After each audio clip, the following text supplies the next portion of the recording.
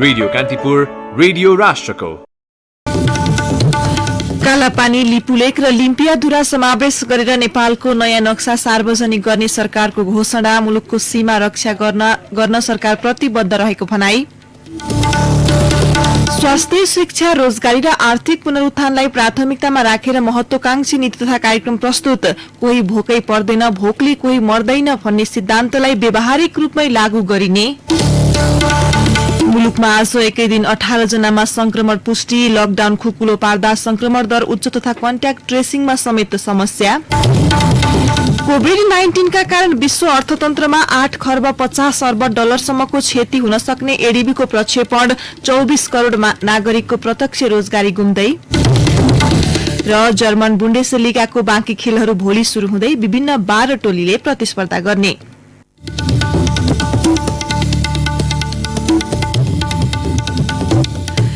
नमस्कार, कान्तिपुर डायरीका साथमा साथी सूरज र मकेशु। समाचार अब विस्तारमा। सरकारले कालापानी, लिपुलेक र लिम्पियाधुरा समावेश गरेर नेपालको नयाँ नक्सा सार्वजनिक गर्ने घोषणा गरेको छ। संघीय संसदमा सरकारको आगामी आर्थिक वर्षको नीति तथा कार्यक्रम प्रस्तुत गर्दै राष्ट्रपति विद्यादेवी भण्डारीले मिचिएको भूमि समेटिएको नेपालको नयाँ नक्सा जारी गरिने बताउनुभयो। कालापानी, लिपुलेक र लिम्पियाधुरा नेपालको भएको भन्दै सरकारले त्यसलाई फिर्ता गर्नका लागि ठोस कूटनैतिक पहल गर्ने भण्डारीले बताउनुभयो। अन्तर्राष्ट्रिय सीमा निरीक्षणको कार्यलाई निरन्तरता दिइनेछ। ऐतिहासिक सन्धि, नक्सा, तथ्य तथा प्रमाणका आधारमा कूटनीतिक माध्यमबाट मित्र राष्ट्र भारतसँगको सीमा सम्बन्धमा विगत लामो समयदेखि बाँकी रहेका र समयसम्म उठिरहेका विषयहरूको समाधान गरिनेछ। लिम्पियाधुरा, लिपुलेक र कालापानी क्षेत्र नेपालको भूमि हो र त्यसलाई प्राप्त गर्न ठोस कूटनीतिक पहल गरिनेछ। तदनुरूप नै छुटेको भूमि समेत समावेश गरी नेपालको नक्सा जारी गरिने। राष्ट्रपति भण्डारीले मुलुकको सीमा रक्षा गर्न सरकार प्रतिबद्ध रहेको बताउनु भएको छ। भारतसँग विगत लामो समयदेखि सीमा विवाद रहे पनि दार्चुलाको कालापानी क्षेत्र नेपालको भएकाले नेपालको नक्सामा सो भूमि राखिने सरकारको नीति तथा कार्यक्रम मार्फत संसदबाट घोषणा भएको हो। यसअघि प्रधानमन्त्री एवं नेकपाका अध्यक्ष केपी शर्मा ओलीले बिहान बसेको पार्टी सचिवालय बैठकमा लिम्पियाधुरा सहितको मुलुकको नक्सा जारी गर्ने प्रतिबद्धता जनाउनु भएको थियो। सचिवालय सदस्यहरूले नक्सा जारी गर्न सरकारलाई सुझाव दिएका थिए। सरकारले स्वास्थ्य, शिक्षा, रोजगारी र आर्थिक पुनरुत्थानलाई प्राथमिकतामा राखेर आगामी आर्थिक वर्षको नीति तथा कार्यक्रम प्रस्तुत गरेको छ। कोभिड-19 ले अर्थतन्त्रमा पारेको प्रभाव न्यूनीकरण तथा आर्थिक पुनरुत्थानलाई प्राथमिकतामा राखेर राष्ट्रपति विद्यादेवी भण्डारीले सरकारको वार्षिक नीति तथा कार्यक्रम संघीय संसदको दुवै सदनमा आज प्रस्तुत गर्नुभएको हो। कोभिड-19 ले मुलुकको विकासको आकांक्षामा धक्का पुगेको भन्दै राष्ट्रपति भण्डारीले सरकारको प्राथमिकता पनि फेरिएको बताउनु भयो। मुलुक कोभिड-19 को महामारीको चपेटामा परेको छ। जुन लक्ष्य, योजना र गतिका साथ अघि बढ्न खोजिएको थियो त्यसमा व्यवधान आएको छ। विकासको आकांक्षा र गतिमा धक्का पुगेको छ। यस महामारीका कारण सरकारका प्राथमिकता बदलिएका छन्। अबको हाम्रो कार्यदिशा स्वास्थ्य, शिक्षा, रोजगारी र आर्थिक पुनरुत्थान हुनेछ। कोभिड-19 का कारण वैदेशिक सहायतामा कमी आउने भएकाले अधिकतम आन्तरिक स्रोत परिचालन गर्ने सरकारले जनाएको छ। आर्थिक क्रियाकलाप, कृषि तथा औद्योगिक उत्पादन, रोजगारी सिर्जना र विकास निर्माणलाई तीव्रता दिइने पनि नीति तथा कार्यक्रममा उल्लेख छ। मुलुकहरूको आयमा कमी आउने, मित्र राष्ट्र तथा विकास साझेदारहरूको स्रोत साधन परिचालनको क्षमता, प्राथमिकता र क्षेत्र फरक हुन सक्ने अवस्था भएकाले अधिकतम आन्तरिक स्रोत परिचालन गर्ने। आर्थिक क्रियाकलाप, कृषि तथा औद्योगिक उत्पादन, रोजगारी सिर्जना, उत्पादनशील क्षेत्र, विकास निर्माण कार्य र सामाजिक जनजीवनमा थप क्षति हुन नदी सुचारू गरी तीव्रता दिने। 10 वर्षमा उत्पादन दोब्बर गर्न कृषि पूर्वाधारमा ठूलो मात्रामा लगानी गर्न लागि पनि राष्ट्रपति भण्डारीले बताउनुभयो। सरकारले आगामी आर्थिक वर्षको नीति तथा कार्यक्रम उत्पादनशील तथा रोजगारीमूलक क्षेत्रमा लगानी केन्द्रित रहेको जनाएको छ। शिक्षित बेरोजगार युवाहरूलाई शैक्षिक प्रमाणपत्रका आधारमा व्यवसाय सञ्चालन गर्न शुरूआती पुँजी उपलब्ध गराइने नीति तथा कार्यक्रममा उल्लेख छ।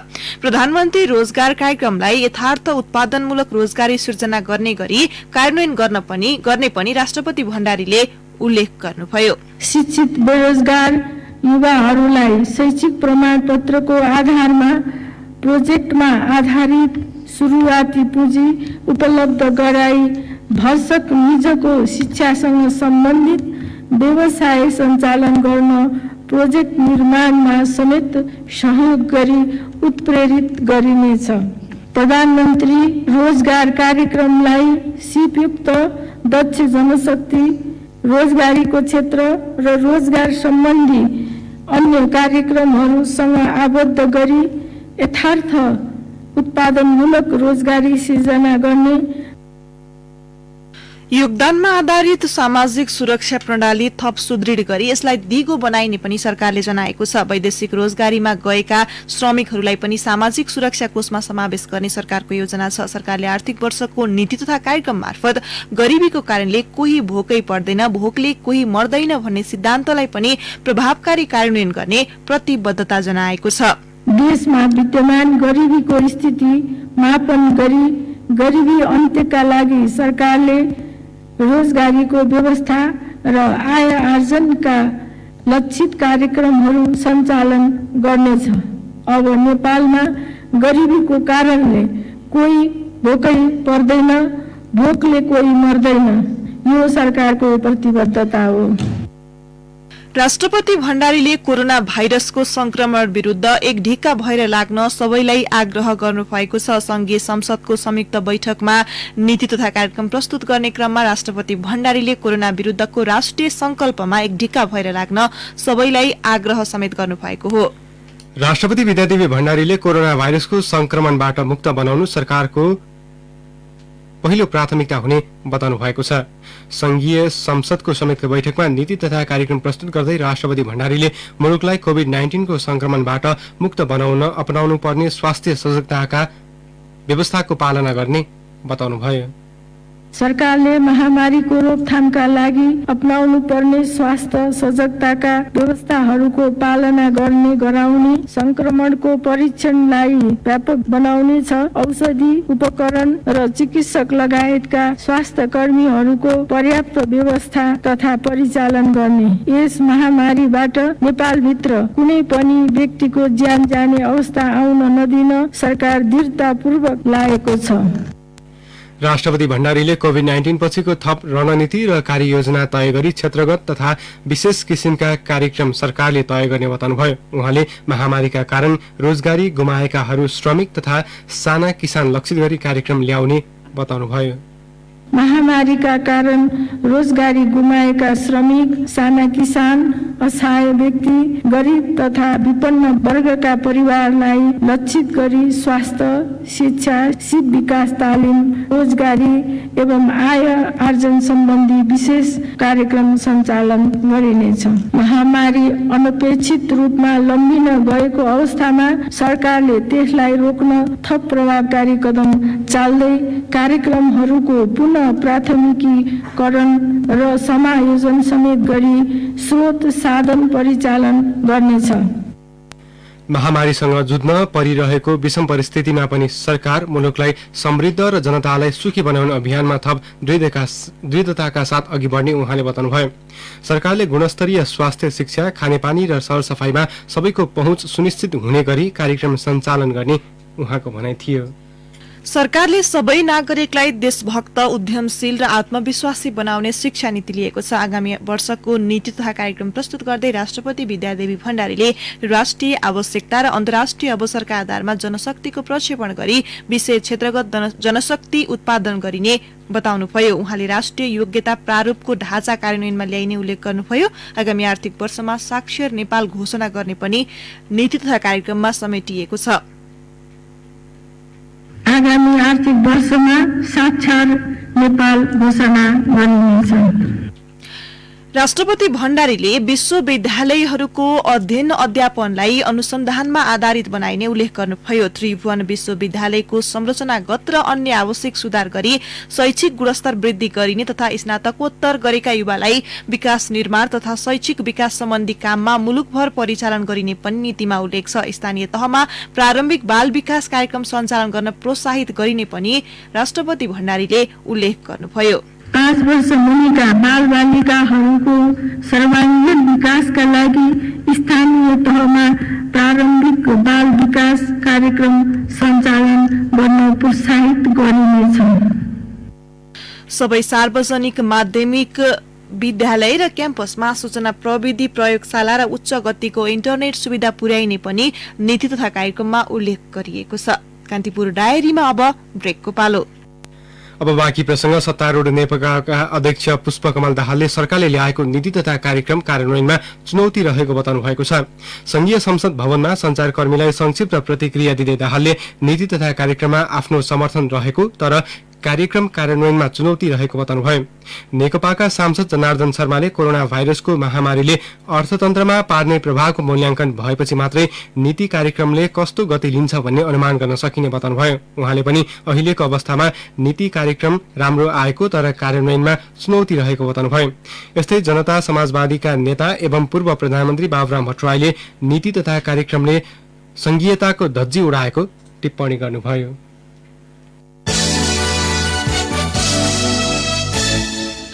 मुलुकमा कोरोना संक्रमितको संख्या 267 पुगेको छ। स्वास्थ्य तथा जनसंख्या मन्त्रालयका सहप्रवक्ता समीर कुमार अधिकारीका अनुसार पर्सामा 4, उदयपुर र काठमाडौँमा 1 तथा दाङमा 3 जनामा संक्रमण पुष्टि भएको हो। यसअघि आजै बिहान मात्र बाँके र मकवानपुरका 9 जनामा कोरोना संक्रमण पुष्टि भएको थियो। अब कान्तिपुर सविस्तार। कान्तिपुर सविस्तार। कोभिड-19 रोकथाम तथा नियन्त्रण उच्चस्तरीय समन्वय समितिले लकडाउनको मोडालिटी परिवर्तन गर्न सरकारलाई सिफारिस गर्ने निर्णय गरेको छ। समितिको आज बसेको बैठकले जेठ 5 गतेपछि लकडाउनको मोडालिटी परिवर्तन गर्न सरकारलाई सिफारिस गर्ने निर्णय गरेको हो। स्वास्थ्य क्षेत्रका विज्ञसँगको छलफलपछि समितिले जोखिम क्षेत्र छुट्याएर लकडाउनको मोडालिटी परिवर्तन गर्ने निर्णय गरेको उपप्रधान तथा मन्त्री परिषद कार्यालयका यसलाई पुनः सुन्नुहोला। स्वास्थ्य क्षेत्रका विज्ञसँगको छलफलपछि समितिले जोखिम क्षेत्र छुट्याएर लकडाउनको मोडालिटी परिवर्तन गर्ने निर्णय गरेको प्रधानमन्त्री तथा मन्त्री परिषद कार्यालयका सचिव नारायण बिडारीले बताउनुभयो। यसैबीच सरकारले लकडाउनलाई प्रभावकारी कार्यान्वयन नगर्दा मुलुकभर संक्रमितको दर बढेको छ। नोभल कोरोना भाइरस विरुद्ध औषधि पत्ता नलाग्दा विश्वले अपनाउँदै आएको सबैभन्दा प्रभावकारी उपाय हो लकडाउन, अर्थात् सार्वजनिक चहल पहल र आउजाउ कम गर्ने। यही लकडाउन नगर्दा अमेरिकाले ठूलो मानवीय क्षति बेहोरिरहेको छ। छिमेकी भारतमा समेत लकडाउन खुकुलो हुँदा ठूलो मानवीय क्षति उन्मुख भइरहेको छ। मुलुकमा गत चैत 11 गते लकडाउन सुरु भएपछिको सुरुवाती दिनमा केही प्रभावकारी देखिए पनि सरकारले पछिल्लो समय अघोषित रूपमा लकडाउन पुरै खुकुलो बनायो। उपत्यका र जिल्लामा आउजाउ समेत करिब करिब सहजताकै अवस्थामा पुग्यो, अर्थात् भिआइपी र अत्यावश्यकीय सेवाका नाममा सडक व्यस्त जस्तै देखिन थाले। पछिल्लो समय कोरोना संक्रमितको संख्या दिन प्रतिदिन बढ्न थालेपछि सरकार केही झस्किएको छ। कोरोना संक्रमितको दर उच्च हुन थालेपछि उपत्यका सहित मुलुकभर लकडाउन पुनः कडाइका साथ लागू गर्ने सरकारले संकेत गरेको छ। पर्यटन मन्त्री योगेश भट्टराई लकडाउन खुकुलो पार्ने नीति नै छैन, अति आवश्यक कामहरूको निम्ति मात्रै पास वितरण गर्ने भनेर स्थानीय प्रशासनलाई सरकारले अधिकार दिएको छ र उहाँहरूले त्यस अनुसार काम गर्नुभएको छ। अब त्यसो गर्दाखेरि केही बढी गएको छ भने अब त्यसलाई नियन्त्रण गर्नुपर्छ, आवत जावतलाई कडाइ गर्नुपर्छ। त्यसमा दुई मत छैन। हामीले जुन उद्योग व्यवसाय चलाउने भनेका छौँ त्यो पनि केही बसेर काम गर्नुपर्छ।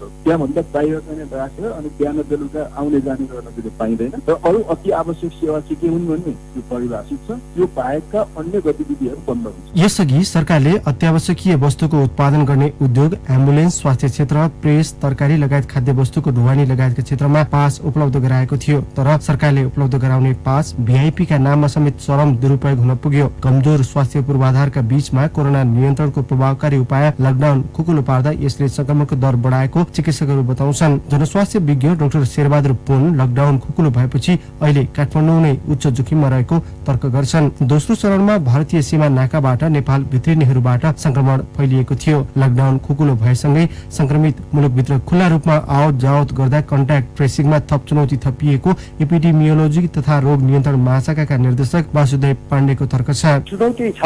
अब टेलिफोनको ट्र्याकिङ गरेर पनि हामीले हेरिरहेका छौँ। यो ठुलो जिम्मेवारी भनेको स्थानीय सरकारको हो र स्थानीय सरकारलाई हामीले समन्वय गरेर उहाँले चाहिँ राम्रोसँग कन्ट्याक्ट ट्रेसिङको कामलाई अझ व्यापक रूपमा लैदिनु पर्ने हुन्छ। त्यो हामीले समन्वय गर्दैछौँ। अरू बिचमा अहिले अब यो नयाँ रोग हो, नयाँ समस्या हो। हाम्रो फेरि यो केन्द्र प्रदेश र स्थानीयको जुन समन्वय गर्ने पनि हामी अब सिक्दै पनि छौँ। यो सबै कुरा गर्दा यसमा थप चुनौतीहरू बढेका हुन्। कोभिड-19बाट शिथिल अर्थतन्त्रलाई चलायमान बनाउने र कोरोनाको संक्रमण प्रभाव परि नसकेको मनोविज्ञानबाट सरकारले लकडाउन खुकुलो पारेको हुन सक्ने सरोकारवाला बताउँछन्। यो बीचमा छिमेकी भारतसँगै युरोपेली केही मुलुकले लकडाउन खुकुलो पारेको प्रभाव नेपालमा परेको कुरालाई नकार्न नसकिने त्रिभुवन विश्वविद्यालयका प्राध्यापक एवं सूक्ष्म जीव विज्ञ डाक्टर प्रकाश घिमिरेको तर्क छ। लकडाउन खुकुलो पार्दा संक्रमण दर निकै उच्च गतिमा फैलिने भएकाले कमजोर स्वास्थ्य पूर्वाधार भएको हाम्रो जस्तो मुलुकमा स्थिति भयावह हुन सक्ने घिमिरेको भनाइ छ। ट्रान्समिसन धेरै भएको खण्डमा आइसोलेसन गर्ने फेसिलिटी नहुन सक्छ।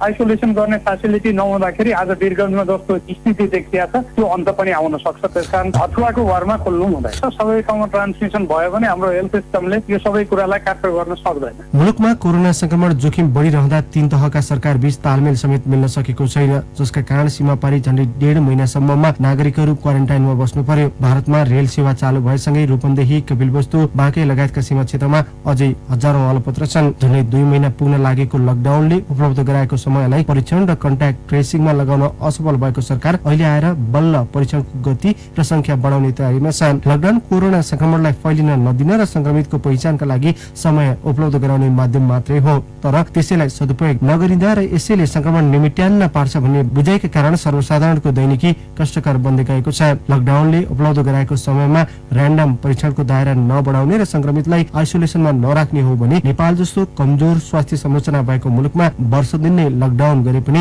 संक्रमण नियन्त्रण गर्न सकिँदैन। रेडियो कान्तिपुरका लागि अनिल परियार, काठमाडौँ। कान्तिपुर सविस्तार।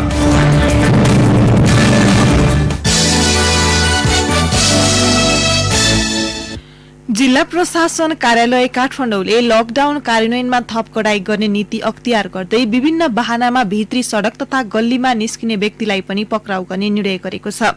गृह मन्त्रालयबाट प्राप्त निर्देशन अनुसार आज दिउँसो बसेको जिल्ला सुरक्षा समितिको बैठकले मानिसको अनावश्यक भीड़ नियन्त्रण गर्न यो नियम लागू गर्ने निर्णय गरेको प्रशासकीय अधिकृत मानबहादुर बुढाद्वारा जारी विज्ञप्तिमा उल्लेख छ। उता आइसोलेसन वार्डमा भर्ना भएका कोरोना संक्रमित व्यक्ति भागे वा भाग्न खोजे गोली चलाएर भए पनि नियन्त्रणमा लिन जिल्ला प्रशासन कार्यालय पर्साले सुरक्षा निकायलाई निर्देशन दिएको छ। जिल्ला संकट व्यवस्थापन केन्द्रको आज बसेको बैठकले संक्रमित व्यक्ति भाग्न नदिन सुरक्षा निकायले उच्च सुरक्षा सतर्कता अपनाउने, भाग्न खोज्ने व्यक्तिलाई नियन्त्रणमा लिन आवश्यकता अनुसार बल प्रयोग गर्ने र यसका लागि सुरक्षा निकायलाई गोली समेत चलाउने अधिकार प्रदान गर्ने निर्णय भएको सहायक प्रमुख जिल्ला अधिकारी ललित बहादुर बस्नेतले बताउनुभयो। कान्तिपुर डायरीमा पुनः ब्रेकको पालो।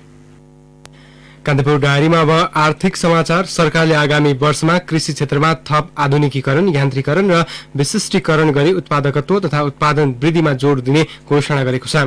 संघीय संसदको संयुक्त बैठकमा नीति तथा कार्यक्रम प्रस्तुत गर्ने क्रममा राष्ट्रपति विद्यादेवी भण्डारीले सरकारले कृषि वस्तुको प्रशोधन उद्योग स्थापना गरी प्रशोधित खाद्य वस्तु निर्यात गर्ने नीति लिएको बताउनुभयो।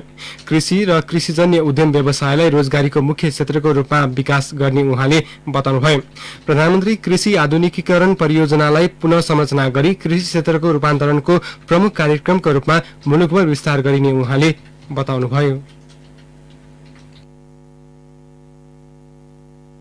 प्रधानमन्त्री कृषि आधुनिकीकरण परियोजना मार्फत राष्ट्रिय आवश्यकता र स्थानीय सम्भाव्यताको आधारमा उत्पादकत्व अभिवृद्धि गर्दै ठूलो परिमाणमा एक स्थानमा एउटै बालीको खेती गरी कृषि वस्तुको उत्पादन वृद्धि गरिनेछ, जसबाट कृषि उपजको बजार र निर्यातको सम्भावना बढ्नेछ। कृषि उत्पादनसँग सम्बन्धित अन्य कार्यक्रमहरू यस परियोजनासँग दोहोरो नपर्ने गरी कार्यान्वयन गरिनेछ।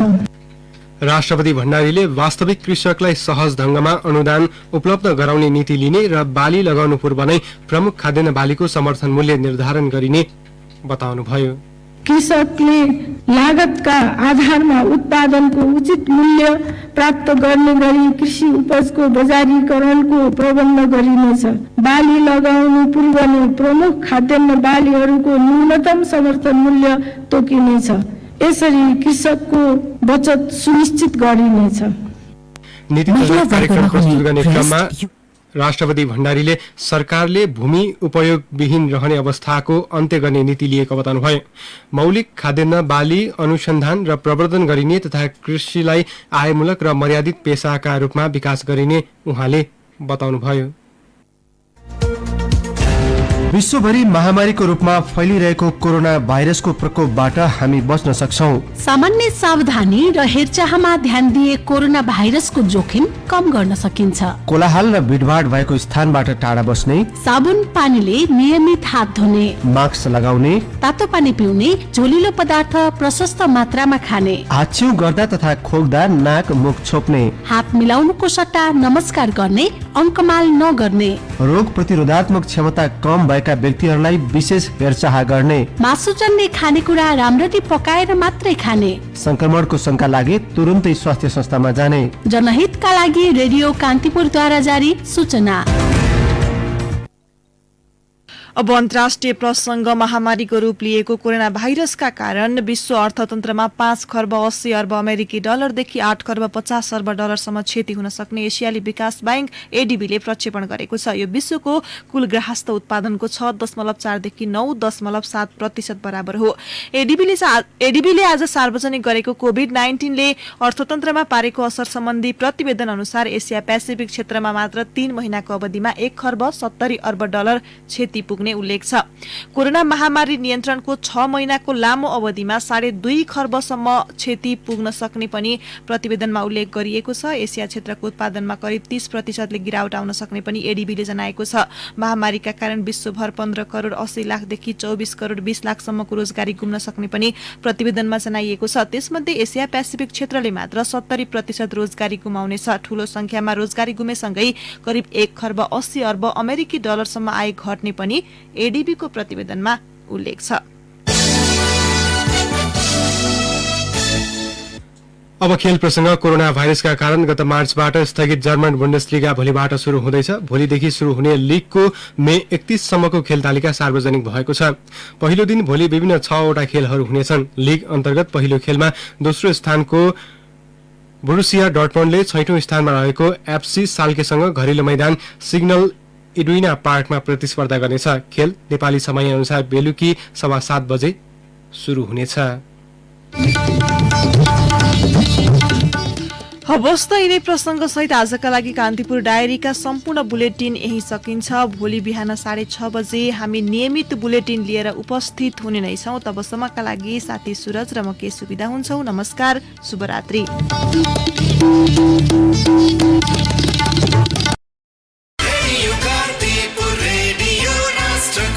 सूचना र मनोरञ्जनको संवाहक रेडियो राष्ट्रको रेडियो कान्तिपुर।